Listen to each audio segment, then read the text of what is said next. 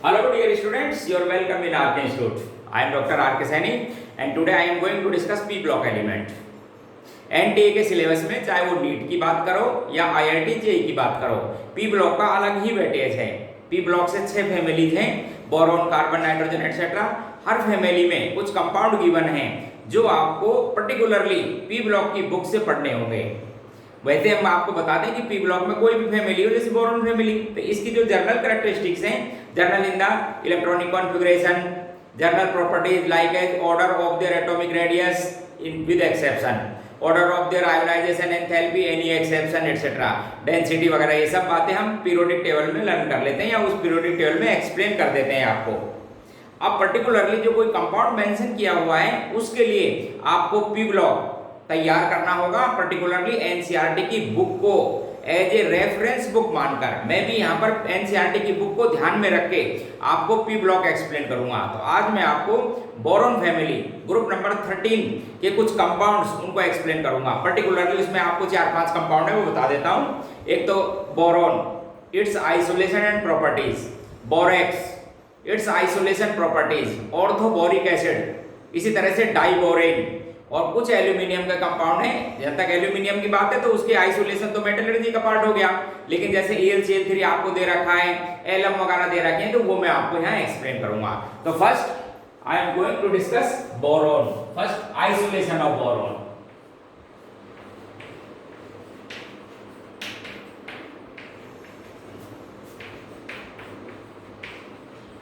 तो बोरॉन को आइसोलेट करने के लिए इसके मिनरल से इसको आइसोलेट करते हैं। पर्टिकुलरली इसका जो मोस्ट कॉमन मिनरल है वो है बोरेक्स। बोरेक्स, बोरेक्स के कई नाम हैं। बोरेक्स भी कहते हैं, इसको टिंकल भी कहते हैं, और अपन इंडियन लैंग्वेज में इसको सुहागा भी कहते हैं। इंडियन लैंग्वेज में क्या कहते हैं इसको? सुहागा। केमिकली ये कंपाउंड शॉर्ट में लिख दिया जाता है Na2B4O7.10H2O। एक्चुअल में जब आप इसकी स्ट्रक्चर देखेंगे तो इसकी बहुत ही कैरेक्टरिस्टिक स्ट्रक्चर है, जिसके अंदर आयनिक नेचर का कंपाउंड है। इसमें कॉम्प्लेक्स आयन है, कॉम्प्लेक्स आयन है जिसमें बोरॉन, 2 बोरॉन sp3 और 2 बोरॉन होते हैं sp2 हाइब्रिडाइज। इस तरह का एक कॉम्प्लेक्स स्ट्रक्चर है, उसकी स्ट्रक्चर भी मैं आपको एक्सप्लेन करूंगा। तो एक मिनरल का है इसका बोरेक्स, इसको मैंने आपको कई नाम बता दिए। ये दूसरा क्या है कि ये जो ऑर्थोबोरिक एसिड है, ऑर्थोबोरिक एसिड, जिसको जनरली आप बोरिक एसिड भी कहते हो, ये भी नेचर में मिलता है, पर्टिकुलरली वोल्केनिक रीजन में, जिनमें स्टीम जेट की फॉर्म में बाहर निकलता रहता है।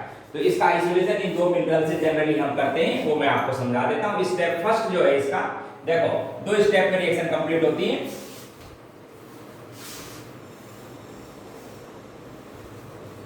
स्टेप फर्स्ट में इसका आइसोलेट, स्टेप फर्स्ट में जो ये मिनरल्स थे इसके बोरेक्स वगैरह, Na2B4O7.10H2, ये इसका बोरेक्स और बोरिक एसिड। सबसे पहले स्टेप फर्स्ट में इसको कन्वर्ट किया जाता है बोरिक एसिड में, H3BO3 में। फिर बोरिक एसिड कन्वर्ट हो जाता है हीटिंग से P2O3 में। ये स्टेप आपके पास में इसका फर्स्ट स्टेप है। यानी फर्स्ट स्टेप में हम क्या आइसोलेट कर लेते हैं इनसे? बोरिक एनहाइड्राइड, P2O3 को कहते हैं boric anhydride. And then step second में इस बोरिक एनहाइड्राइड P2O3 इसका रिडक्शन करा देते हैं किसी मेटल से, जैसे सोडियम है, मैग्नीशियम है, इससे किसी के संग इसको हीट कर देते हैं। तो ये मेटेलिक नेचर के हैं और metals have high affinity toward the oxygen, therefore they change into their oxide, they change into their oxide and we obtain boron।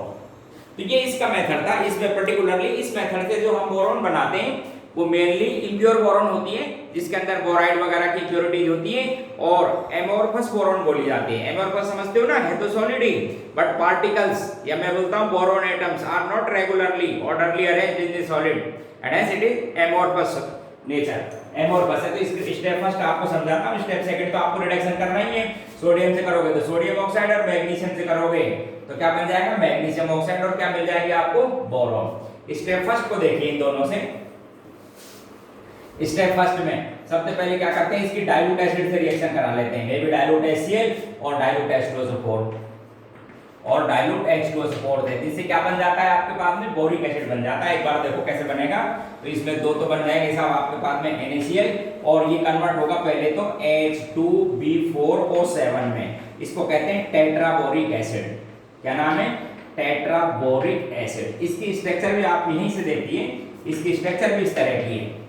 Boron आपको पता है ऑर्डिनरी कंडीशन में 3 बॉन्ड बनाता है, तो न्यूट्रल मॉलिक्यूल है 3 ही बॉन्ड बनाएगा। ये आपके पास में स्ट्रक्चर है इस टेट्राबोरिक एसिड की। ध्यान से देखो, ये टेट्राबोरिक एसिड B2H4O7, आप ध्यान रखना 3 वैलेंसी है, और पार्शियल वो जो साइड वाइज ओवरलैपिंग जिसको बैक बॉन्ड कहते हैं वो है।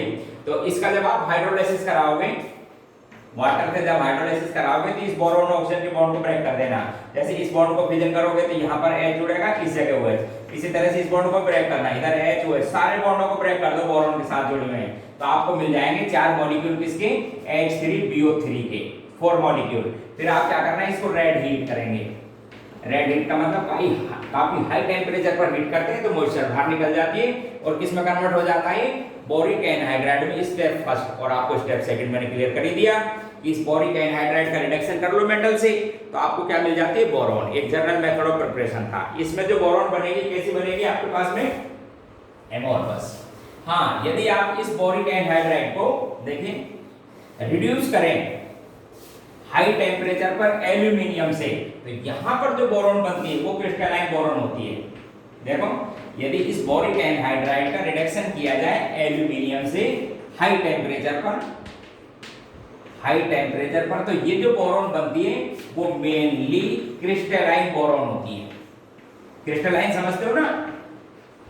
Particles are regularly arranged, however it exists in polymeric form and it contain B12, its polymer contain B12 types of icosahedron unit, not molecule, icosahedron unit, ऐसे polymer form में होता है। तो एक मेथड तो मेरे पास में ये क्रिस्टलाइन फॉर्म का था। क्रिस्टलाइन फॉर्म बनाना वैसे डिफिकल्ट है क्योंकि प्योर फॉर्म में बहुत हाई टेम्परेचर चाहिए, फिर भी कुछ रिएक्शंस हैं जिससे में क्रिस्टलाइन बोरॉन आप बना सकते हो। जैसे और देखो, formation of crystalline boron. Crystalline boron एक तो अभी मैंने आपको समझा दिया कि बोरिक एनहाइड्राइड का रिडक्शन करो किससे? एल्यूमिनियम से हाई टेम्परेचर पर। दूसरा एक वन आर्कल प्रोसेस भी है, वन आर्कल प्रोसेस जो मेटलर्जी में भी आप पढ़ते हो, उसमें क्या करते हैं वन आर्कल प्रोसेस में कि जो क्रिस्टलाइन एमोर्फस बोरॉन थी इसको सबसे पहले आयोडीन से ट्रीट करते हैं, तो करीब ये 450 या 500 डिग्री सेंटीग्रेड तक कन्वर्ट हो जाते हैं किसके अंदर? बोरॉन आयोडाइड में, जो कि वोलेटाइल कंपाउंड है। इस वोलेटाइल कंपाउंड को फिर फर्दर हीट कर दिया जाता है, लगभग 1700 डिग्री सेंटीग्रेड टेम्परेचर होता है। टंगस्टन या टेंटेलम का फिलामेंट, मेटल है, फिलामेंट काम लिया जाता है इसके अंदर। जब इसको हीट करते हैं तो ये क्रिस्टलाइन बोरॉन में कन्वर्ट हो जाता है। इसमें टूट जाता है क्रिस्टलाइन बोरॉन में, और आपको इस फॉर्मूले से बन जाती है बिल्कुल प्योर क्रिस्टलाइन बोरॉन। एक तो वन आर्कल प्रोसेस है, और बताता हूं 2-3 मेथड और भी हैं। एक आप BCl3 बोरॉन ट्राइक्लोराइड, इसका रिडक्शन करो H2 से। टेम्परेचर यहां भी काफी हाई रखना पड़ेगा आपको, वही 1700 डिग्री सेंटीग्रेड टेम्परेचर है, और टंगस्टन और टेंटेलम के फिलामेंट है जो कैटलिस्ट काम लिए जाते हैं, इससे भी आपको क्रिस्टलाइन बोरॉन बन जाती है और HCl गैस बाहर निकल जाती है। बैलेंस करना चाहो तो आप यहाँ पर 3 ले लेना, यहाँ पर आपके पास में 3 तो बन जाएंगे, 3 क्या 6 तो बन जाएंगे, HCl2 लगा देना यहाँ पे, ये बैलेंस हो जाएगी। और एक मेथड भी है कि आप हाई टेम्परेचर पर इसके डिकम्पोजिशन B2H6 का डिकम्पोजिशन बहुत हाई टेम्परेचर जैसे यही था, तो आपको बोरॉन मिल जाएगी और क्या बाहर निकल जाती है? H2 gas. तो ये मेरे पास में मेथड थे इस बोरॉन के प्रिपरेशन के। अब इसकी प्रॉपर्टीज के बारे में बताता हूँ, सुन लो। जैसा अभी बोल रहा था कि 2 फॉर्म है इसकी एलोट्रोपिक, एक तो क्रिस्टलाइन बोरॉन, एक एमोर्फस। ब्लैक कलर की होती है इसकी crystalline form, completely chemically inert. आपको रीजन समझा दिया कि बोरॉन शॉर्ट एलिमेंट है, शॉर्ट साइज के, कोवेलेंट बॉन्ड बहुत स्ट्रॉन्ग है, पॉलीमेरिक फॉर्म में मिलता है, जिसमें B12 टाइप की आइकोसाहेड्रॉन यूनिट जुड़ी होती हैं, इसलिए किसी से कोई रिएक्शन नहीं। ब्लैक कलर की, बहुत हाई मेल्टिंग टेम्परेचर का, लगभग 2200 डिग्री सेंटीग्रेड पर मेल्ट होता है। लेकिन जो इसकी एमोर्फस फॉर्म है वो केमिकली रिएक्टिव फॉर्म है, उसी की रिएक्शन आप बोलते हो ना रिएक्शन ऑफ बोरॉन, तो कौन सी फॉर्म होगी? एमोर्फस, ब्राउन कलर की होती है। वैसे बोरॉन थर्मली कंडक्टर के साथ साथ इंसुलेटर होता है, इलेक्ट्रिसिटी को कंडक्ट नहीं करता है। इलेक्ट्रिसिटी को कंडक्ट करने के लिए क्या होना चाहिए इसके अंदर? फ्री इलेक्ट्रॉन या आयंस, वो दोनों ही नहीं है। अब इसकी कुछ केमिकल प्रॉपर्टीज या रिएक्शन देखो। कौन सी रिएक्शन देखेंगे?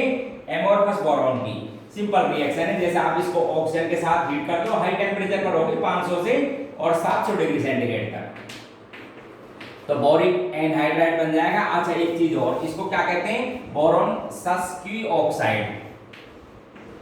आपको पता है सस्क्यू ऑक्साइड टर्म कब काम ली जाती है?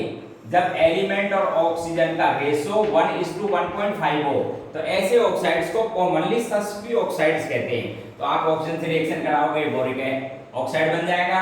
आप इसकी नाइट्रोजन के साथ टेम्परेचर ये रखना, हीट करोगे तो बोरोन नाइट्राइड बनेगा। इसको क्या कहते हैं आप? Inorganic graphite. क्यों कहते हैं इनऑर्गेनिक ग्रेफाइट? बिकॉज इसकी 2 डायमेंशनल शीट स्ट्रक्चर होती है ऐसे अल्टरनेट, Bn Bn Bn। इसकी 2 डायमेंशनल शीट स्ट्रक्चर है ग्रेफाइट के जैसी, ठीक है, शीट स्ट्रक्चर, जिसके अंदर बोरोन नाइट्रोजन में इस तरह से अल्टरनेट बॉन्ड होते हैं, हेक्सागोनल रिंग बनी होती है, इस तरह से बहुत सी लेयर जुड़ी रहती है। ऐसे देखो इसमें भी जैसे ये हेक्सागोनल लेयर बनेगी, बोरोन की वैलेंसी 3 और नाइट्रोजन की भी वैलेंसी क्या है? 3 कोवेलेंट बॉन्ड बन जाते हैं। उसके बाद बोरोन के पास में एक एम्प्टी ऑर्बिटल और नाइट्रोजन के पास फुलफिल्ड ऑर्बिटल, तो उसमें क्या है? पाई बॉन्ड के कैरेक्टर आते रहते हैं इस तरह से, ऐसे क्या आ जाते हैं? अल्टरनेट पाई बॉन्ड के कैरेक्टर आते रहते हैं। तो ये क्या? ग्रेफाइट के जैसी स्ट्रक्चर होती है 2D, इसलिए कहते हैं इसको इनऑर्गेनिक ग्रेफाइट। रिएक्शन किससे कराते हैं? नाइट्रोजन से। इसी तरह से जब इसको कोक के साथ हाई टेम्परेचर पर लगभग 1000 डिग्री सेंटीग्रेड पर हीट करते हैं, तो एक बहुत इंपॉर्टेंट कंपाउंड बनता है बोरोन कार्बाइड। क्या नाम है? Boron carbide. बहुत ही हार्ड मटेरियल, एब्रेसिव फॉर्म में काम आता है। एब्रेसिव समझते हो? हार्ड टूल के शार्पनिंग और कटिंग में काम आता है बोरोन कार्बाइड। हालांकि ये आपको बता दूं नॉन स्टाइकोमेट्रिक कंपाउंड है। नॉन स्टाइकोमेट्री समझते हो ना? यानी वैलेंसी से नहीं बना हुआ है, बस बोरोन की जो वॉइड्स होती हैं उसमें नाइट्रोजन ये कार्बन डिपॉजिट हो जाती है, उसको कहते हैं बोरोन कार्बाइड। कोवेलेंट नेचर का है, हार्ड सब्सटेंस, केमिकली इनर्ट। और इसकी सबसे खास यूज बता देता हूं आपको जो ध्यान में रखना चाहिए। ये बोरोन कार्बाइड जो है, जो न्यूक्लियर रिएक्शंस होती है, न्यूक्लियर रिएक्टर, उसमें काम लिया जाता है, क्योंकि ये न्यूट्रॉन्स को एब्जॉर्ब कर लेता है। तो वो जो न्यूक्लियर रिएक्शन है उसको क्या कर देता है? उनकी स्पीड को स्लो, मंदक जिसको कहते हो, उसमें काम आता है। समझ गए? इंपॉर्टेंट रिएक्शन थी इसकी। इसी तरह से हेलोजन से रिएक्शन करा दो तो बोरोन के ट्राई हैलाइड बन जाएंगे, जैसे BF3 वगैरह, इस तरह से हेलोजन से रिएक्शन। नेक्स्ट इसकी रिएक्शन एसिड से, इंपॉर्टेंट पॉइंट है इसकी एसिड से रिएक्शन। जैसे सिंपल HCl से कोई रिएक्शन नहीं, because its oxide is also acidic, no reaction. But when it fused with, आप समझना इसको, फ्यूज्ड का मतलब समझते हो? ये भी सॉलिड और ये भी सॉलिड, इन दोनों को हीट किया जाए। कब तक? जब तक कि पूरा मिक्सचर मेल्ट नहीं हो जाता है, तो उसमें फील्ड करते हैं, तो यहाँ पर मेटाबोरेट बनते हैं, सोडियम बोरेट बनेगा, Na3BO3, सोडियम बोरेट, और कौन सी गैस बाहर निकल जाएगी? H2। फिर भी ध्यान रखना, यदि इसको concentrated solution of NaOH, alkali के साथ, ये सॉल्यूशन है, ध्यान रखें आप, ये फ्यूज थी तो बोरेट बनाएंगे, और यदि कंसंट्रेट के साथ रिएक्शन कराएंगे तो सोडियम मेटाबोरेट बनता है। सोडियम मेटाबोरेट, और कौन सी गैस बाहर निकलती है? H2। तो ध्यान रखें आप, एसिड से रिएक्शन नहीं करता है, but if acid are oxidising in nature, like जैसे मैं बोलता हूं कि इसकी कंसंट्रेट HNO3 से रिएक्शन करा दो, तो कंसंट्रेट HNO3 या कंसंट्रेटेड H2 है, तो फोर जो ऑक्सीडाइजिंग नेचर के होते हैं वो इसको ऑक्सीडाइज कर देते हैं, इसमें कोरेस्पॉन्डिंग ऑक्सी एसिड में, तो इसका बन जाता है आपके पास में बोरिक एसिड, और ये कंसंट्रेट कौन सी गैस देता रहता है? NO2 बाहर निकलती है। इसी तरह से आप कंसंट्रेट एसिड, ये ध्यान रखना, तो एसिड की रिएक्शन नहीं है, ये किसकी रिएक्शन है? एक रिडॉक्स रिएक्शन है। इसका मतलब ऑक्सीडाइजिंग नेचर है, HNO3 एसिड नहीं, एसिड तो हाइड्रोजन देता है। इसी तरह से रिएक्शन कराते साहब कंसंट्रेट H2SO4 से, ठीक उसी तरह से ये भी इसको ऑक्सीडाइज कर देगा बोरिक एसिड में, और यहाँ पर जो गैस बाहर निकलती रहती है वो बाहर निकलेगी XO2 गैस, ठीक है। तो ये इसकी एसिडिक नहीं, ये इसकी रिडॉक्स रिएक्शन है, या मैं बोलूं ऑक्सीडाइजिंग नेचर के एसिड से रिएक्शन है। ठीक इसी तरह से इस बोरोन की रिएक्शन अमोनिया के साथ इसको हीट कर दिया जाए हाई टेम्परेचर पर, तो उसमें भी इनऑर्गेनिक ग्रेफाइट बन जाता है, एक्स्ट्रा हाइड्रोजन बाहर निकल जाते हैं। क्या बनता है? Inorganic graphite. इसके साथ मेटल के संग रिएक्शन करा दी जाए, जैसे मैग्नीशियम के संग, तो आयनिक कंपाउंड बनाता है जिनको बोराइड बोलते हैं, तो जैसे बन जाएगा यहाँ पर magnesium boride. Magnesium boride, ID लगाई जाती है। तो ये तो था dear students boron, their properties and their compound, important compounds. अब मैं बात करूंगा बोरॉन के दो पर्टिकुलरली कंपाउंड्स की। एक तो जैसा अभी इंट्रोडक्शन बताया था बोरेक्स की, एक बात करूंगा ऑर्थोबोरिक एसिड की, और एक बात करूंगा मैं इसके B2S6 की, जिसको आप कहते हो डाइबोरेन। तो मैं फर्स्ट आपको डिस्कस करता हूं बोरेक्स। देखो इसके बारे में क्या क्या क्वेश्चन बनते हैं थोड़ा देख लो। बोरेक्स नाम तो 3 बता दिए थे, बोरेक्स भी कहते हैं, टिंकल भी कहते हैं, और इंडियन लैंग्वेज में क्या कहते हैं, सुहागा। टेस्ट करते हैं जो आपके पास में मेटल कैटायन होते हैं उनका टेस्ट किया जाता है, ड्राई टेस्ट जिसको कहते हैं, बायोट करते हैं। देखो Na2B4O7.10H2। एक क्वेश्चन तो इसकी स्ट्रक्चर से ही आता है, आपको पता है ये आयनिक कंपाउंड है। तो आयनिक कंपाउंड में दो तो होते हैं कैटायन सोडियम, और ये होता है इसके अंदर एनायन। आप इस एनायन को देखो, इस एनायन में दो तरह की बोरॉन है। एक बोरॉन ऐसी है जिस पर sp2 हाइब्रिडाइजेशन है, और दो बोरॉन ऐसी हैं जिन पर sp3 हाइब्रिडाइजेशन स्टेट है। आप देखिए एक बार, जिन पर sp3 हाइब्रिडाइजेशन स्टेट है उन पर नेगेटिव चार्ज। देखो ये sp2, ये भी sp2, और ये कौन सी हो जाएगी sp3। तो इस तरह से ये एक कॉम्प्लेक्स कैटायन, कॉम्प्लेक्स एनायन की टर्म में रहता है, और सोडियम कैटायन है। तो ये इसकी स्ट्रक्चर है, बाकी वाटर मॉलिक्यूल होते हैं 8H2। ठीक है, एक तो स्ट्रक्चर से क्वेश्चन ध्यान रखना। दूसरा आपको मैंने बता दिया कि ये जो है नेचर में मिलता है, पर्टिकुलरली जो लेक होती है ना, कोल्ड रीजन के लेक, जैसे अपने जम्मू कश्मीर में मिलता है इंडिया में, इसी तरह कैलिफोर्निया वगैरह में, तो ये वहां पर पाया जाता है। जो कोल्ड प्लेस होते हैं उनमें जो लेक होती हैं उनकी तलहटी में पाया जाता है। ठीक है, ये इसका था। बाकी बना भी सकते हो आप इसको, बनाने के लिए बोरिक एसिड की रिएक्शन करा दी जाती है सोडियम कार्बोनेट से, उससे बन जाता है। प्रॉपर्टीज के बारे में सुनो, देखो प्रॉपर्टीज में व्हाइट क्रिस्टलाइन सॉलिड है, व्हाइट क्रिस्टलाइन सॉलिड है, इसका एक्वस सॉल्यूशन, अब ये इंपॉर्टेंट क्वेश्चन है। जब इसके एक्वस सॉल्यूशन की बात की जाती है तो कैटायन बन जाएगा अपने हाइड्रोक्साइड में, दो तो बनेंगे इसके अंदर NaOH, और बोरॉन इसमें कन्वर्ट हो जाएगी बोरिक एसिड में। 4 बोरॉन थी तो 4 बन जाएंगे बोरिक एसिड। अब यहां से इंपॉर्टेंट लाइन है, ध्यान से देखिए। ये जो बोरॉन है, अभी आपको थोड़ी देर पहले भी बताया था, फिर बता रहा हूं कि ये बोरॉन इनकम्प्लीट ऑफ स्टेट है, and hence it acts as a Lewis acid, electron pair gain कर लेती है। तो ये आपके पास में जो NaOH है, इसका OH आयन इलेक्ट्रॉन डोनेट कर देता है, इसलिए ये क्या है, कैटायनिक और एनायनिक यानी आयनिक कंपाउंडों की तरह मिलता है। देखो एक NaOH और एक बोरिक एसिड इस तरह का बना लेगा। तो ये जो आपके पास में मिक्सर है एक्चुअल में ऐसा नहीं रहता। क्या मिलेगा इसके अंदर, दो तो ऐसे मिलेंगे सॉल्ट, NaBOH का होल 4, ये कैटायन ये एनायन, 2 NaOH और 2 बोरिक एसिड, ये, और दो मिलेंगे साहब आपके पास में क्या चीज, बोरिक एसिड। अब एक लाइन समझो आप, ध्यान से सुनना। A solution which contain weak acid and their salt, weak acid and their salt is known as acidic buffer, acidic buffer.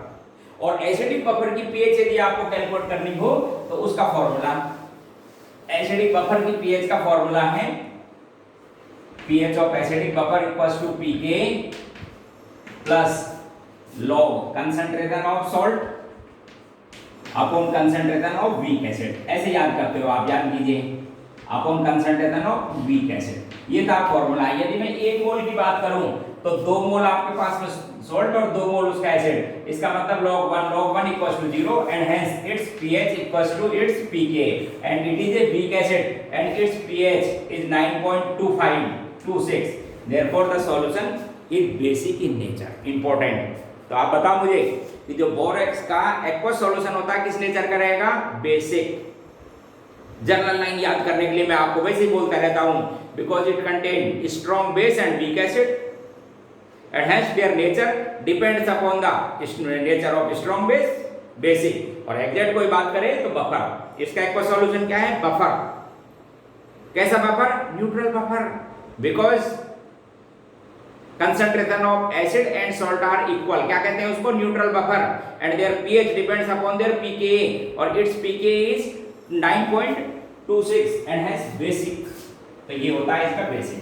अगला इस पे एक इफेक्ट बताया जाता है हीटिंग इफेक्ट, इस बोरेक्स पर heating effect. Heating effect and borax bead test. आप समझो इसको, ध्यान से सुनिए। Heating effect and borax bead test. ये जो बोरेक्स बीट टेस्ट है, मैंने अभी आपको इंट्रोडक्शन में बताया था, ये बोरेक्स बीट टेस्ट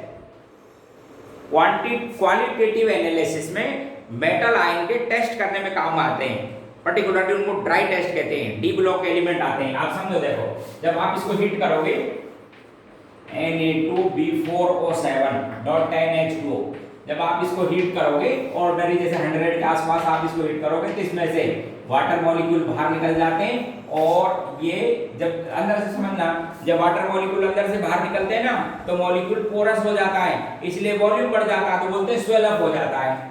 तो Na2B4O7 कैसा हो जाता है? Swell up. स्वेल अप का मतलब समझ गए आप हमारी बात? Volume increase. क्यों? बिकॉज वाटर मॉलिक्यूल या moisture escape inside from the molecule, therefore molecule become porous, increase their volume and hence swelling takes place. तो एक तो ये, जब इसको और हाई टेम्परेचर पर हीट किया जाता है नियरली 740 डिग्री सेंटीग्रेड पर, तो ये डिकम्पोज होता है सोडियम मेटाबोरेट में एंड बोरिक एनहाइड्राइड में। Sodium metaborate and boric anhydride. Glassy mass होता है, transparence, glassy mass, colourless, transparent glassy mass. This glassy mass use for the detection of metal ion in dry test. देखो किसके लिए काम आता है? पर्टिकुलरली डी ब्लॉक में काम लिए जाते हैं उनके टेस्ट। क्या करते हैं? देखो प्रोसीजर आपको समझा दूं बोरेक्स बीट टेस्ट का। आप क्या करोगे? इस ग्लासी मास को प्लेटिनम वायर पर इस तरह से एक लूप बना लेते हैं। इस ग्लासी मास को सॉलिडिफाई होने दिया जाता है। क्या है? ग्लासी मास। क्या क्या कितना इसके अंदर? B2O3 है इसके अंदर एक तो, और एक क्या है? Sodium metaborate. ये ग्लासी मास कैसा हो गया आपके पास में? बीड में कन्वर्ट हो गया, ट्रांसपेरेंट है। अब क्या करेंगे आप? जो अपने को कंपाउंड दिया जाता है, पर्टिकुलरली डी ब्लॉक के कंपाउंड में टेस्ट आता है, उस कंपाउंड को इसके ऊपर रखते हैं और फिर हीट करते हैं। कंपाउंड ऐड करके फिर हीटिंग किया जाता है, वैसे तो आपने पढ़ा होगा क्वालिटेटिव एनालिसिस के अंदर हीटिंग में, ऑक्सीडाइजिंग फ्लेम में, रिड्यूसिंग फ्लेम में अलग अलग कलर दे जाते हैं कई बार मेटाबोरेट, लेकिन जनरली जैसे ऑक्सीडाइजिंग फ्लेम में किया जाए तो इसके कलर इस तरह से होते हैं। तो कंपाउंड ऐड करो और हीट करें, जिससे कलर्ड बीड बनते हैं। क्या बनते हैं? कलर्ड बीड, जिनको कहते हैं, या इस टेस्ट को कहते हैं बोरेक्स बीड टेस्ट। जैसे देखो आपको क्या तो केमिकल कंपाउंड होंगे किस तरह से, जैसे कोई कोबाल्ट का कंपाउंड लिखा आपने, देखो इधर, जैसे सपोज ये कोई कोबाल्ट का कंपाउंड था, कोबाल्ट कार्बोनेट ही था, समझो आप, क्या था आपके पास में? Cobalt carbonate. ये रखा, इसको साथ हीट किया तो इसमें से CO2 तो बाहर निकल जाती है, किस में बदल जाता है? कोबाल्ट ऑक्साइड में। अब इस बोरेक्स में ये जो ग्लासी मास है, इसके अंदर ये है एसिडिक, ये है बेसिक, इन दोनों की रिएक्शन हो जाएगी। इसको जब हीट करेंगे फ्लेम में तो ये कन्वर्ट हो जाता है बीड में। और वो पर्टिकुलरली ध्यान रखना, ये जो बीड होते हैं ये क्या होते हैं? मेटाबोरेट्स, जैसे कोबाल्ट मेटाबोरेट्स ब्लू कलर का होता है। आपको एक चीज और समझा दूं, विटामिन B12 में कौन सा मेटल आयन होता है? Cobalt. First time vitamin B12 में कोबाल्ट मेटल आयन का जो डिटेक्शन था पहली बार इसी टेस्ट से किया गया था, और यही बना था कोबाल्ट मेटाबोरेट। किस कलर का?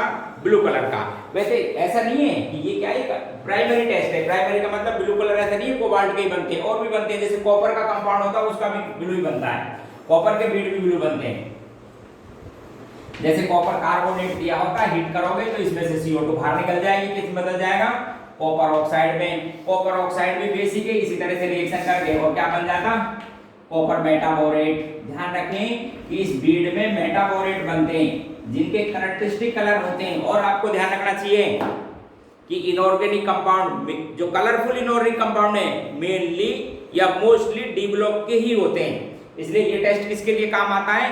Cation of D block. जैसे कॉपर मेटाबोरेट, ये भी ब्लू कलर का है। इसी तरह से क्रोमियम का कोई कंपाउंड होता तो ग्रीन कलर के बनते हैं। क्रोमियम के मेटाबोरेट किस कलर के होते हैं? ग्रीन कलर के। इसी तरह से फेरस के भी ग्रीन होते हैं, और फेरिक के मेटाबोरेट रेडिश ब्राउन होते हैं। ध्यान रखना, फेरस के ग्रासी ग्रीन, घास के जैसे ग्रीन, और फेरिक के रेडिश ब्राउन कलर के होते हैं मेटाबोरेट। तो ये कुछ कलर हैं जो आपको ध्यान रखना चाहिए। किसके बारे में बात बता रहा था मैं? बोरेक्स बीड टेस्ट के बारे में। तो बोरेक्स के बारे में दो तीन बात बताई, एक तो उसके एक्वा सॉल्यूशन के बारे में पूछते हैं और दूसरा क्या पूछते हैं उसके बारे में, बोरेक्स बीड टेस्ट के बारे में। स्ट्रक्चर इंपॉर्टेंट है जो मैं आपको डिस्कस कर चुका हूं। अगला कंपाउंड बता रहा हूं बोरॉन का, orthoboric acid H3BO3, simple boric acid भी कहते हैं और इसको ऑर्थोबोरिक एसिड भी कहते हैं, ऑर्थोबोरिक एसिड भी कहते हैं। प्रिपरेशन के लिए मैं आपको बता रहा हूँ, इसको लैब में भी बनाया जाता है केमिकल कंपाउंडों से, और वैसे आपको बता दिया कि नेचर में भी मिलता है, अंडरग्राउंड पार्ट में मिलता है, वोल्केनिक रीजन में स्टीम जेट की फॉर्म में बाहर निकलता रहता है, फिर उनको हम कंडेंस कर लेते हैं, तो ऐसे भी मिलता है। और बाकी आप प्रिपेयर भी कर सकते हो। प्रिपेयर के लिए तो कुछ नहीं करना है, इस बोरिक ऑक्साइड की रिएक्शन करा दो वाटर से, बन जाता है साहब, बन जाता है हाइड्रोलाइसिस से बोरिक एसिड या ऑर्थोबोरिक एसिड। BCl3 का हाइड्रोलाइसिस कर लो, बन जाता है साहब H3BO3 प्लस HCl बाहर निकल जाता है। इसी तरह से आप B2H6 की हाइड्रोलाइसिस कर लो, उससे भी बन जाता है साहब H3BO3 बन जाता है, और साथ में कौन सी गैस बाहर निकल जाती है, H2 गैस। तो ये तो इसकी प्रिपरेशन थी। अब इसकी स्ट्रक्चर से रिलेटेड इसकी प्रॉपर्टीज नो, फर्स्ट इसकी प्रॉपर्टीज में फिजिकल प्रॉपर्टीज के बारे में बात करूं, ध्यान से सुनना। It is A soft solid, ध्यान से सुनिए, कैसा है, सॉफ्ट सॉलिड। वैसे इन जनरल आपने ध्यान दिए होंगे और पढ़ते रहते हो, जैसे H2SO4 की बात की जाए, फॉस्फोरिक एसिड की बात की जाए, इसी तरह से नाइट्रिक एसिड की बात की जाए, तो मोस्ट ऑफ द एसिड्स, हालांकि जैसे इनऑर्गेनिक एसिड है HCl HBr वगैरह, ये गैस में भी मिलते हैं, बाकी ज्यादातर लिक्विड में। यहाँ क्या बोल रहा हूँ, सॉफ्ट सॉलिड। तो साहब इसमें ऐसी क्या बात है कि सॉलिड फॉर्म में मिलता है, इंपॉर्टेंट पॉइंट। तो आप ध्यान रखना कि ये जो बोरिक एसिड है sp2 हाइब्रिडाइजेशन है, sp2 हाइब्रिडाइजेशन स्टेट है, 120 के एंगल है, और ये क्या है, पॉलीमेरिक फॉर्म में मिलता है। कैसी फॉर्म में मिलता है, पॉलीमेरिक फॉर्म में, जिसमें हाइड्रोजन बॉन्ड मिलते हैं बिटवीन मॉलिक्यूल्स, और जब बिटवीन मॉलिक्यूल्स हाइड्रोजन बॉन्ड बन जाते हैं, ऐसे ये हाइड्रोजन बॉन्ड चेक करो, इसी तरह से अगले मॉलिक्यूल्स है ऐसे, ये ऐसे, इसी तरह से, तो ये क्या है, टू डायमेंशनल शीट की फॉर्म में मिलता है। खास line, soft hydrogen bond because weak hydrogen bond between the molecule, soft solid because it exist in two dimensional sheet structure, polymeric sheet structure, therefore it is a solid. Clear. अगली बात, it is weak acid, ध्यान से सुनना मेरी इस line को, कैसा है बोल रहा हूं इसको, देखो इसके नाम बताता हूं, ध्यान से सुनना, एक लाइन क्लियर करूंगा। वीक मोनो बेसिक एसिड, ध्यान से सुनना, मोनो बेसिक एसिड, और लाइन बोल रहा हूं aprotic acid, aprotic acid. Reason सुनिए अब आप सबको। तो पहली बात तो ये जो बोरिक एसिड है sp2 हाइब्रिडाइजेशन है, ये क्या है, H प्लस आयन नहीं देता, ये क्या नहीं देता है, प्रोटॉन डोनेट नहीं करता है, but it is acid in Lewis definition due to incomplete octet of the boron it gain lone pair of electron from water, और जब वाटर से गेन करता है तो ये बन जाता है साहब ऐसे टेट्राबोरेट आयन में, किसमें कन्वर्ट हो जाता है, टेट्राबोरेट आयन में, चार्ज नेगेटिव, और सॉल्यूशन में क्या आ जाता है, H प्लस आयन, आप इसको हाइड्रोनियम आयन बोल सकते हो। अब सुनिए ध्यान से सुनना, देखिए ध्यान से, ऑक्टेट इनकम्प्लीट है, उसका ऑक्टेट कंप्लीट है, फिर भी ये जो न्यूट्रल फॉर्म है ये ज्यादा स्टेबल है due to back bonding, due to back bonding. आपको पता है ना बैक बॉन्डिंग समझते हो, एम्प्टी ऑर्बिटल और फुलफिल्ड ऑर्बिटल क्या साइड बाय ओवरलैप करते हैं, तो बैक बॉन्डिंग की वजह से ये भी काफी स्टेबल है, और इसका एनायन ऑक्टेट कंप्लीट है फिर भी अनस्टेबल है, ये less stable because it carry negative charge, और जब नेगेटिव चार्ज आ जाता है तो ये जो OH ion minus I effect की वजह से इजीली बाहर निकल जाता है, H प्लस आयन सॉल्यूशन में रिएक्ट करते हैं, इसमें बदलता रहता है। यानी जो आपको बता दूं खास बात, इसके एक्वस सॉल्यूशन में ये जो बोरिक एसिड है मेनली इस फॉर्म में रहता है, एंड हेंस कंसंट्रेशन क्या रहती है यहाँ पे, लो कंसंट्रेशन। अच्छा, लो कंसंट्रेशन इसलिए वीक एसिड। एप्रोटिक क्यों, H नहीं देता, देखो सबको समझो, weak low concentration of H plus ion in their aqueous solution. Monobasic acid का मतलब समझते हो कि इसके पास, बोरॉन के पास एक एम्प्टी ऑर्बिटल है, इसलिए केवल एक बेस से, लुईस एक इक्विवेलेंट बेस से रिएक्शन कर सकता है, इसलिए कहते हैं मोनोबेसिक एसिड। और एप्रोटिक मैंने आपको क्लियर कर ही दिया, ठीक है। लेकिन फिर ध्यान रखना, but in presence of cis diol, in presence of cis diol, cis diol समझते हो, एक ही साइड में हो, इन प्रेजेंस ऑफ सिस डाइऑल्स, कोई भी हो जैसे ग्लाइकोल वगैरह, उसके प्रेजेंस में यदि वो डाल दिया जाए सॉल्यूशन में तो ये कैसा हो जाता है, स्ट्रॉन्ग एसिड। क्या हो जाता है, आया हुआ है क्वेश्चन, बता देता हूं आपको नीट में कि इसके नीट में जेईई में कई बार पूछे गए कि which of the following statement is correct about orthoboric acid. उसमें एक स्टेटमेंट ये भी था, क्या स्टेटमेंट था कि boric acid itself is a weak acid but in presence of cis diol या glycol it acts as a strong acid. भाई करेक्ट स्टेटमेंट है, देखो समझाता हूं आपको। तो जब आप सिस डाइऑल डालोगे तो ये जो आपके पास में बोरिक एसिड बोरेट आयन बना हुआ है, ये क्या है, कॉम्प्लेक्स स्ट्रक्चर में कन्वर्ट हो जाता है। ध्यान से सुनो, चीलेटिंग रिंग बन जाती है जो एक स्टेबल है, और स्टेबल रिंग बनने की वजह से इक्विलिब्रियम शिफ्ट हो जाता है राइट हैंड साइड में। देखिए ध्यान से, ये आपके पास में था टेट्राबोरेट आयन, जब आप इसमें सिस डाइऑल डालोगे, क्या ऐड करोगे, सिस डाइऑल, तो ऐसे वाटर मॉलिक्यूल बाहर निकल जाते हैं और एक ये कॉम्प्लेक्स में बदल जाता है, चीलेटिंग कॉम्प्लेक्स कहते हैं ऐसे को, जिसमें रिंग बनती है। 5 मेंबर्ड रिंग बनेगी, 2, एक इधर और एक इधर। और जब आपको पता है साहब कि चीलेटिंग रिंग बन जाती है तो उनकी स्टेबिलिटी बढ़ जाती है, और स्टेबिलिटी ज्यादा होने की वजह से ये चीलेटिंग रिंग हो गई, रिएक्शन किधर शिफ्ट हो जाएगी, फॉरवर्ड डायरेक्शन में, और रिएक्शन फॉरवर्ड डायरेक्शन में हुई तो कंसंट्रेशन H+ आयन की high and hence it act as a strong acid. एक क्वेश्चन। दूसरा इसके बारे में, इसमें बहुत सी बात हो गई, आप ध्यान रखना। सेकंड इसका हीटिंग इफेक्ट देखिए, बोरिक एसिड का हीटिंग इफेक्ट।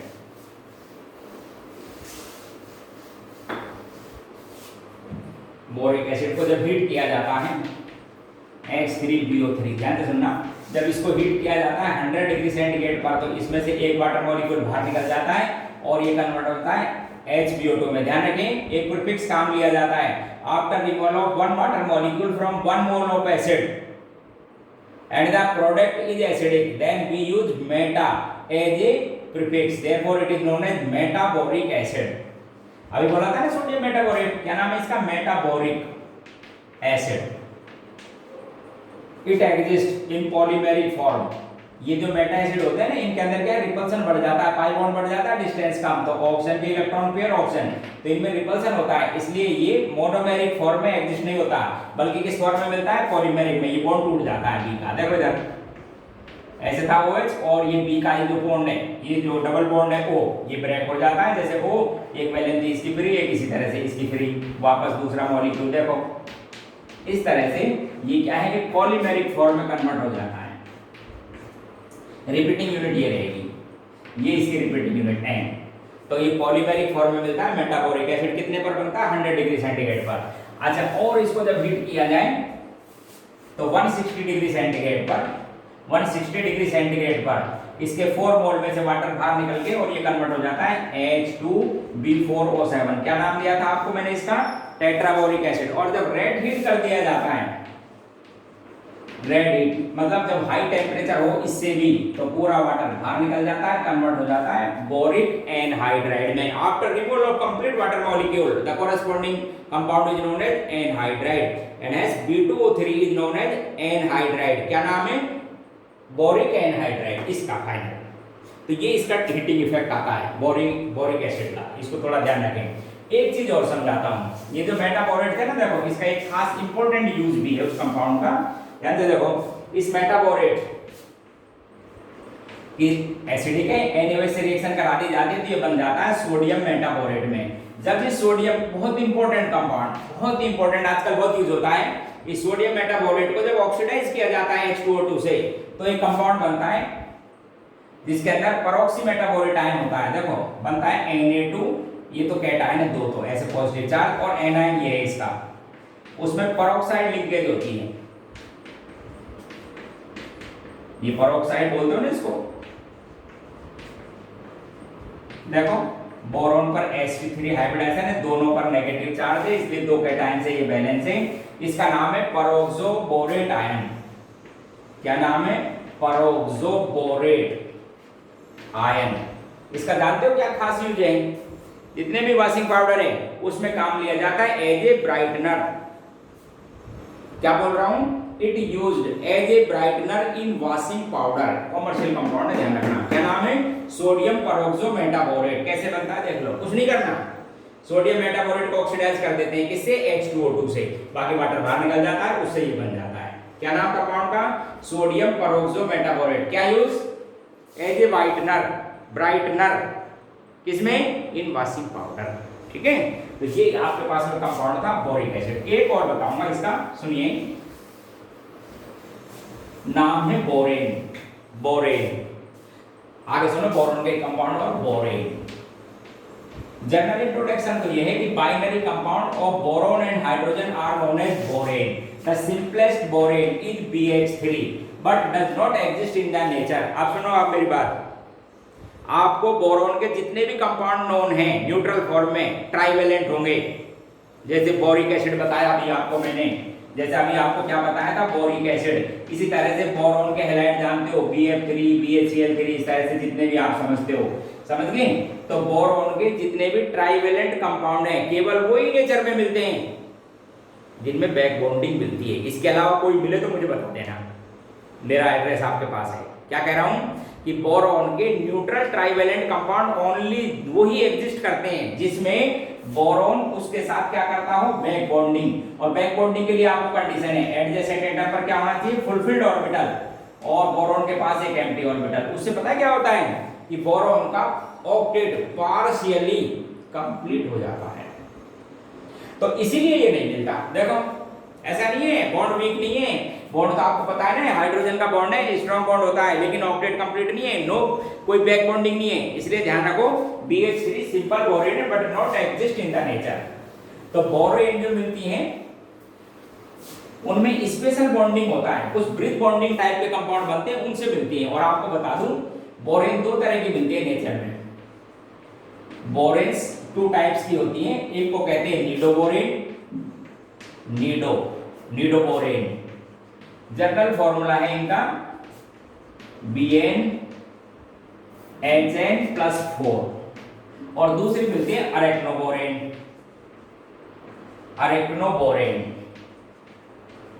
इनका जनरल फॉर्मूला है BnHn+6।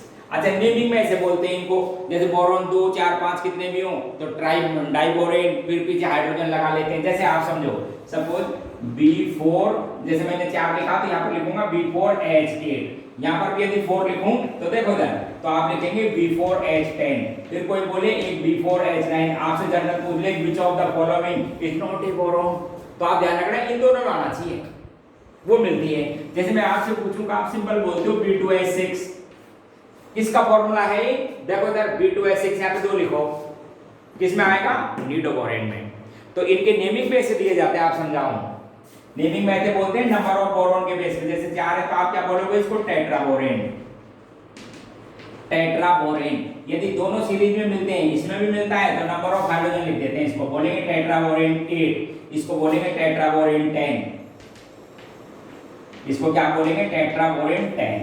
तो ऐसे इनका नेमिंग दे दिया जाता है। अब इनमें जो सबसे मोस्ट, अच्छा ये नीडोबोरेन ज्यादा स्टेबल होते हैं बजाय अरेक्नोबोरेन के, और मोस्ट कॉमन या मोस्ट स्टेबल जो बोरॉन है वो है B2H6, जिसको क्या कहते हैं, डाइबोरेन।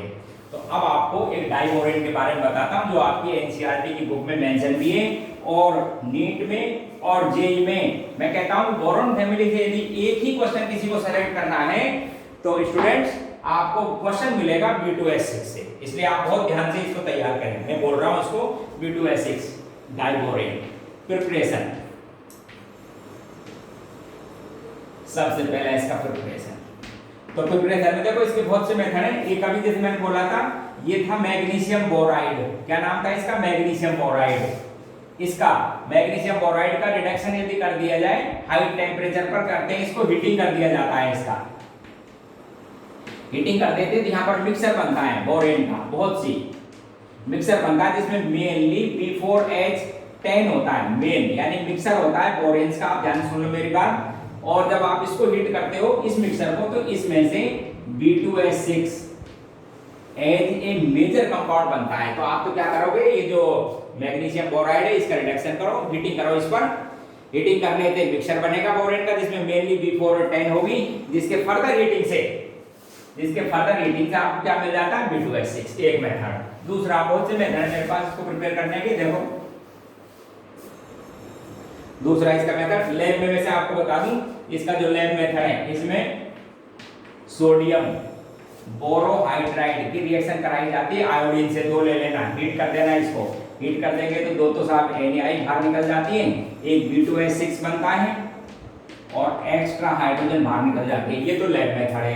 इंडस्ट्रियल लेवल पे कॉमर्शियल स्केल पर इसको BF3 से बनाते हैं। इसका रिडक्शन कर देते हैं मेटल हाइड्राइड से। फॉर एग्जांपल लिथियम हाइड्राइड से कर लो, 6 ले लेना इसको, समझ गए? 2 इसको ले लो, 6 इसको ले लो, बन जाएगा साहब क्या चीज बन जाएगा? B2H6 और बाकी LiF बाहर निकल जाएंगे। 6 देखो बैलेंस कर दिया। आप NaH से करा सकते हो इसका, सोडियम हाइड्राइड से NaF, उसके जैसी बात करो, B2H6 बनेगा और साथ में क्या बाहर निकल जाएंगे? Metal fluoride. आप चाहो तो इसका रिडक्शन या इसकी रिएक्शन, इसको मैं रिडक्शन भी बोल रहा हूँ, समझते हो रिडक्शन क्यों बोल रहा हूँ?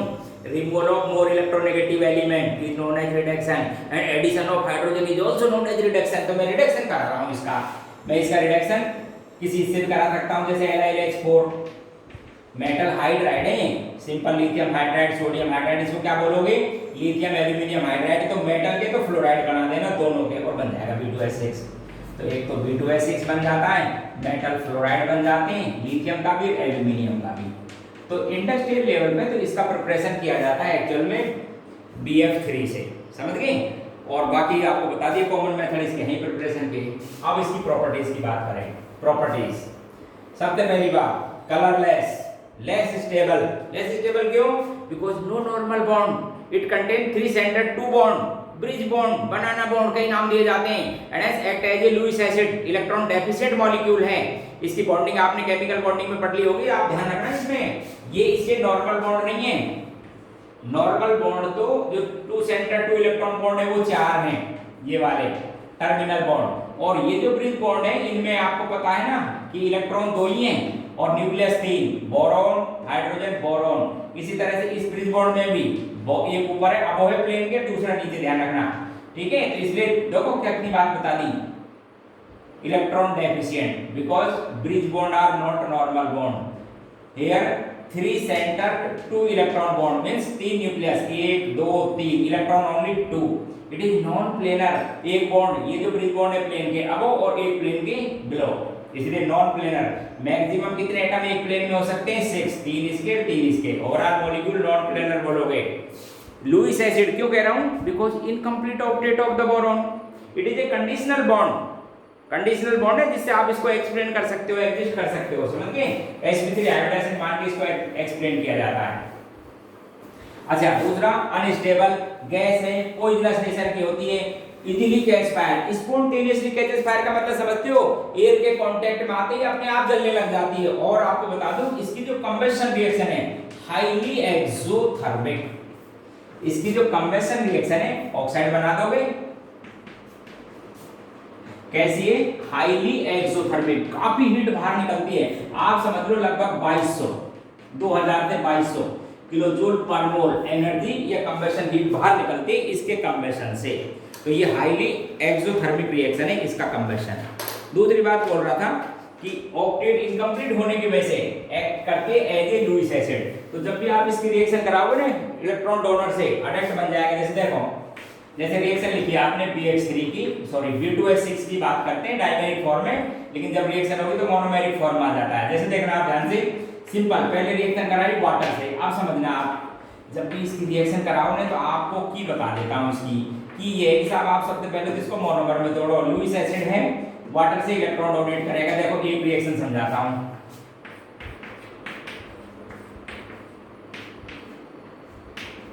इसको देखो थोड़ा सा समझ बैठ जाएगा।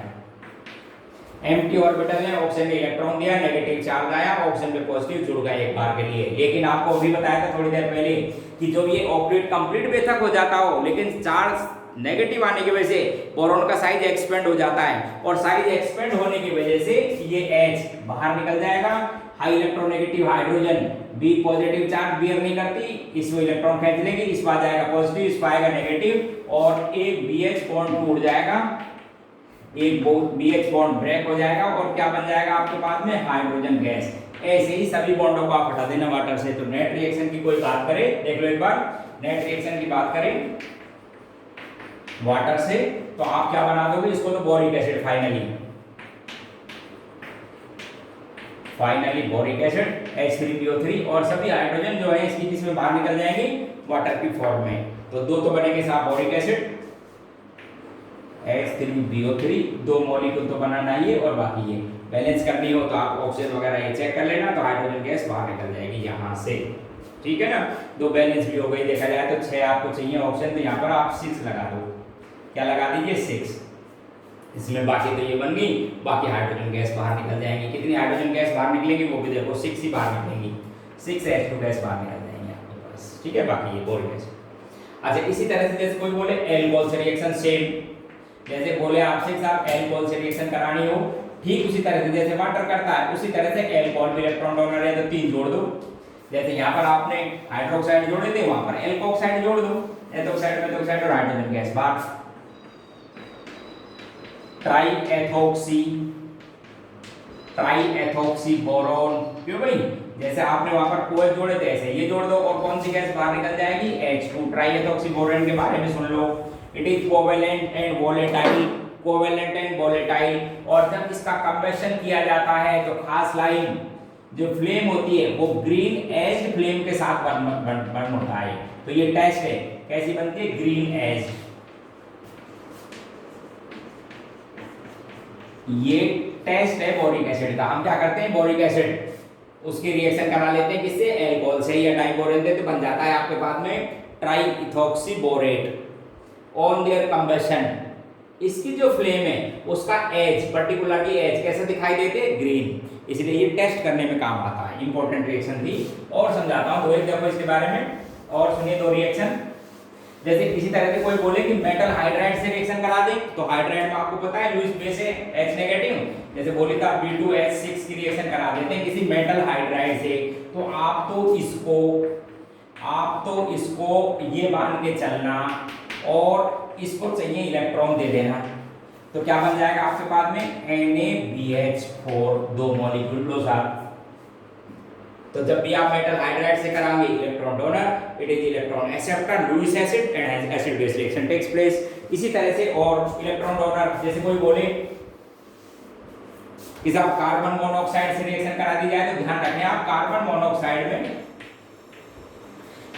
मोनोऑक्साइड में जो डोनर साइट है, ध्यान रखना डोनर साइड कार्बन होती है, ऑक्सीजन नहीं, हालांकि इलेक्ट्रॉन पेयर दोनों में मिलते हैं। जैसे आपने कार्बोनिल कंपाउंड में भी पढ़े होंगे ना कोऑर्डिनेशन में, तो इसमें डोनर साइड क्या है, C, तो C डोनर साइड है, इसे कोऑर्डिनेट बॉन्ड बना देना, C के साथ कोऑर्डिनेट बॉन्ड बना देना BH3 का, CO, दो मॉलिक्यूल बनेंगे, ठीक है, अडेप्ट। ये भी इसमें देखा जाए तो क्या बिहेवियर है इसका, लुईस एसिड, लुईस बेस। इसी तरह से जैसे कोई बोले कि साहब आप तो ट्राई एल्काइल अमीन से रिएक्शन कराओ, इलेक्ट्रॉन देगा देखो और बन जाएगा, उसी तरह से नाइट्रोजन के साथ कोऑर्डिनेट बॉन्ड बना देना BH3 का, दो मॉलिक्यूल लेके, ये लो साहब। इसी तरह से कोई बोले एल्कोहल के जैसा, आप बोले कि साहब इसकी थायोल से रिएक्शन करा दें, R2S से दो ले लेना, थायो ईथर से ठीक सल्फर के जैसा ही बॉन्ड बना देना R2S और कोऑर्डिनेट बॉन्ड BH3 का, ये भी थायो ईथर जैसे ईथर होता है ना, उसी तरह से बोले साहब ईथर से रिएक्शन कराओ, इससे रिएक्शन कराओ ईथर से, उसी तरह के इसको थायो ईथर बोल देता है, ऐसे ईथर से वही कीजिए आपको, जैसे कोऑर्डिनेट बॉन्ड बने, देखो BH3 इलेक्ट्रॉन डोनर की लुईस एसिड से रिएक्शन करा दो, ये लुईस एसिड है, ये लुईस बेस है। अब इसकी एक खास इंपॉर्टेंट रिएक्शन जो कितनी ही बार एग्जाम्स में पूछी गई है वो मैं आपको समझाता हूँ, इंपॉर्टेंट भी है तो इसलिए आप ध्यान से नोटिस करेंगे। Reaction with ammonia, reaction with ammonia B2H6 gas में होता है, ध्यान रखना, और अमोनिया भी गैस है, ठीक है। एक्सिस में रखनी है आपको अमोनिया, लेकिन लो टेम्परेचर पर, लो टेम्परेचर, आपको लाइन समझा दो, लो टेम्परेचर याद भी रहे ना कि कितना था, तो आप ध्यान रखें कि ऑर्डिनरी टेम्परेचर उससे कम, -50 डिग्री सेंटीग्रेड पर एक अडेक्ट बनता है, दो मॉलिक्यूल लेने पड़ेंगे आपको पता है, B2H6.2NH3, क्या कहते हैं इस एडिशन प्रोडक्ट को, अडेक्ट। लेकिन क्या खास बात है इस अडेक्ट में, इसमें आयंस रिपोर्टेड है, क्या रिपोर्टेड है इसके अंदर, आयंस, ये पर्टिकुलरली एक तो इसके अंदर BH2 और दो मॉलिक्यूल अमोनिया, ये तो है कैटायन, अभी बताऊंगा आपको, और ये एनायन है इसके अंदर, और इस कैटायन और एनायन में दोनों में बोरॉन का ऑक्टेट कंप्लीट है, इसलिए ये एग्जिस्ट कर जाता है। लेकिन फिर आपको बता दूं कब, लो टेम्परेचर पर, ऑर्डिनरी कंडीशन नहीं मिलता। उसका रीजन एक बार देखो, इसको आपको भी बोला था ना कि आप इसको क्या मानेंगे, BH3 कितने मॉलिक्यूल? 2। ये जब भी रिएक्शन में पार्टिसिपेट कर जाता है ये। अच्छा अमोनिया है साहब ब्लू स्पेस, तो ये इसको इलेक्ट्रॉन डोनेट करती है। देखना इधर, जैसे ये इसको इलेक्ट्रॉन डोनेट करती है तो जैसे औरों में करता है ऐसे आप यहाँ काम करना। क्या काम करना कि ये पॉजिटिव और ये नेगेटिव नेगेटिव आते हैं इलेक्ट्रॉन बाहर और इसको देना। इसलिए एक तो बन गया ये वाला, चेक कर लो।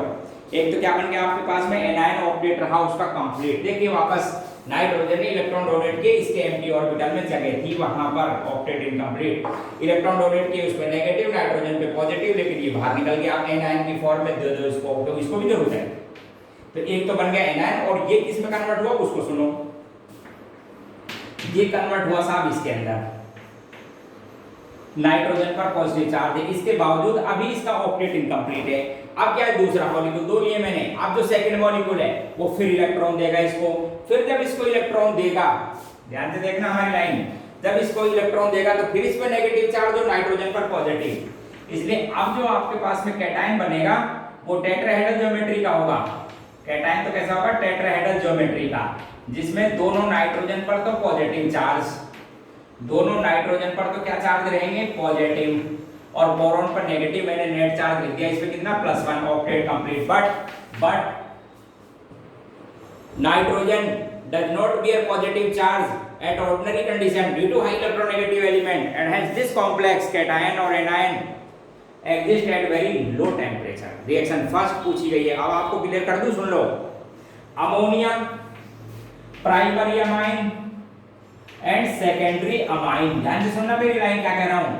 अमोनिया H है उसमें, प्राइमरी अमीन में भी है और सेकेंडरी अमाइन, इस तरह के कॉम्प्लेक्स बना लेते हैं लो टेम्परेचर पर। बट टर्सरी अमीन नहीं, क्यों? क्योंकि उसमें हाइड्रोजन ही नहीं है, उसमें अंदर जो H है ना, जो निकलने वाला H नहीं, ध्यान रखना। तो कौन बना सकते हैं? Ammonia primary amine and secondary amine, इस तरह के कैटायन और एनायन बना सकते हैं लो टेम्परेचर पर। टर्सरी अमाइन नहीं, केवल क्या बनाएगा वो? Coordinate bond, does not possess active hydrogen. ध्यान रखें आप। एक रिएक्शन थी अमोनिया के साथ, एक्स इसमें थी वैसे अमोनिया, लेकिन टेम्परेचर था बहुत कम। दूसरी reaction very important reaction, B2H6 plus ammonia, ratio है 1:2 और हाई टेम्परेचर। हाई टेम्परेचर आपको बता दूं नियरली 200 डिग्री सेंटीग्रेड। क्या खास बात होती है वो समझा देता हूं। B3H6 बनता है, बाकी इसमें जो हाइड्रोजन एक्स्ट्रा है वो बाहर निकल जाते हैं। Very important compound. Its structure similar as benzene and hence it known as inorganic benzene. क्या कहते हैं आप इसको? Inorganic benzene. हटा के एक हेटेरोसाइक्लिक कंपाउंड है जिसमें अल्टरनेट BN होते हैं।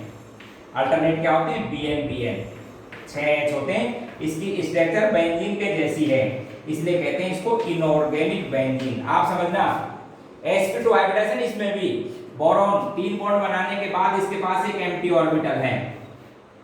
नाइट्रोजन के पास भी 3 बॉन्ड बनने के बाद इसके पास एक फुलफिल्ड ऑर्बिटल है। ध्यान से समझना, फुलफिल्ड ऑर्बिटल है तो ये क्या साइड बाय ओवरलैप कर लेगा, इसलिए पाई बॉन्ड के करेक्टर। इसी तरह से पाई बॉन्ड, तो इसकी स्ट्रक्चर देखो बेंजीन के जैसी हो जाती है, उसके जैसा दिखाई देता है ये, इसलिए कहते हैं इसको इनऑर्गेनिक बेंजीन। हालांकि मैं आपको क्लियर कर दूं, इसकी एरोमेटिक कैरेक्टर के बारे में कंट्रोवर्सी मैटर है केमिस्टों के लिए। ये इलेक्ट्रॉन डोनर का एक्सेप्टर, ऐसे ये इलेक्ट्रॉन डोनर, ये एक्सेप्टर, ये इलेक्ट्रॉन डोनर, ये एक्सेप्टर, ऐसे डबल बॉन्ड है इसके अंदर। अच्छा, अभी मैं आपको बोल रहा था कि इसकी एरोमेटिक कैरेक्टर है वो कंट्रोवर्सी मैटर है, क्योंकि ये जो पाई बॉन्ड है ये लोकलाइज्ड है। यहाँ पर लोकलाइज्ड का मतलब इनके बीच में है, लेकिन जो बेंजीन होती है ना उसमें पाई बॉन्ड रेजोनेंस की वजह से डीलोकलाइज्ड फॉर्म में होता है। इसलिए कुछ केमिस्ट इसको एरोमेटिक नहीं मानते, और बता दूं नहीं भी होना चाहिए, क्योंकि इसकी जो रिएक्शन होती है एडिशन रिएक्शन है, जबकि बेंजीन की या एरोमेटिक कंपाउंडों की कैरेक्टरिस्टिक रिएक्शन होती है इलेक्ट्रोफिलिक सब्स्टिट्यूशन, जबकि इसकी रिएक्शन कौन सी है? एडिशन। अच्छा, लेकिन इसको कंट्रोवर्सी क्यों मानते हैं वो मैं आपको एक बार यहाँ क्लियर करना चाहता हूँ, इसलिए क्लियर कर रहा हूँ। देखो इधर आगे और देखो, इसे एडजेसेंट नाइट्रोजन को समझिए आप। इसी तरह से बोरॉन, तो ये बोरॉन जो थी ना इसके साथ भी ओवरलैप कर सकती है, इसके साथ भी कर लेती है। इसलिए अपने को ऐसा लगता है, ध्यान से, इसलिए हमको ऐसा लगता है कि ये जो इलेक्ट्रॉन क्लाउड है ये जो पाई इलेक्ट्रॉन क्लाउड है ये पूरी रिंग पर ही, देखना, पूरी रिंग पर ही डिस्ट्रीब्यूट है जैसा कि बेंजीन में होता है। इसलिए लगता है कि साहब ये एरोमेटिक है। केवल एक यही एकमात्र रीजन है कि जिसके अंदर बोलते हैं केमिस्ट कि साहब 6 पाई इलेक्ट्रॉन है जो पूरे रिंग में डिस्ट्रीब्यूट रहते हैं लाइक एज बेंजीन, ऐसे इधर भी इसी से ही कराओ, इसलिए कहते हैं कि बेबी एरोमेटिक। ठीक है, कंट्रोवर्सी। दूसरी एक तीसरी रिएक्शन और इसी की, देखना उसमें क्या खास बात है, B2S6 प्लस अमोनिया आपको एक्सिस में रखनी होगी, वही हाई टेम्परेचर। वहां पर इनऑर्गेनिक बेंजीन में ये रेशो था, और जब इससे भी ज्यादा रखी जाए, हाई टेम्परेचर रखा जाए, हायर टेम्परेचर रखा जाए तो बहुत इंपॉर्टेंट जो अभी आपको मैंने डिस्कस कर दिया, इनऑर्गेनिक ग्रेफाइट बनता है, BN। क्या नाम था उसका? Inorganic graphite. क्यों कहते हैं इसको inorganic graphite? Because its structure is two dimensional sheet like as graphite but it is hard compound, very hard compound, abrasive. तो कुछ रिएक्शंस इसकी थी B2S6 की। ठीक है, थैंक यू। अगली क्लास में फिर बात करेंगे।